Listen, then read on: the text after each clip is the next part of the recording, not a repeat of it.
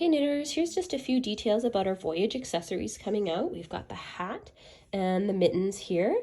So these projects are a great opportunity to use up those teeny tiny scraps of yarn. I don't know if you're anything like me and you save this little bit from a skein. So if you are, this is the mittens especially, but the hat as well, a great opportunity to use up all those tiny little scraps. In some cases, these are scraps that I've been holding on to for like 10 or 12 years. So this is that chance to tell your family, this is why I knew that I would use these two yards left of this beautiful color that I've always wanted to use. Here is your opportunity to do that.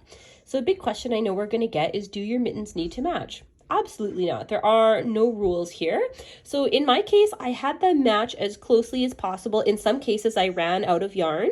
And if you're like me, there's nothing more satisfying than using up every last yard of a skein. So then I would just pull something similar for the opposite mitten. So I ran out of this green, so I pulled a similar green and used it on the opposite side, and things like that. And then the other thing I wanted to mention, for the mittens, they're actually knit the exact same. They're symmetrical, so they can be worn on either hand. And the seam runs up the side of the hand here. So I didn't use any sort of fancy technique to finish off the round. I tried some of those jogless joins, but with this many color changes, honestly, it did not look that good. So this is just with a standard color change. You can see in a few spots there's a little jog, but as I said, since it sits like this along the side of your hand, you're really not going to notice.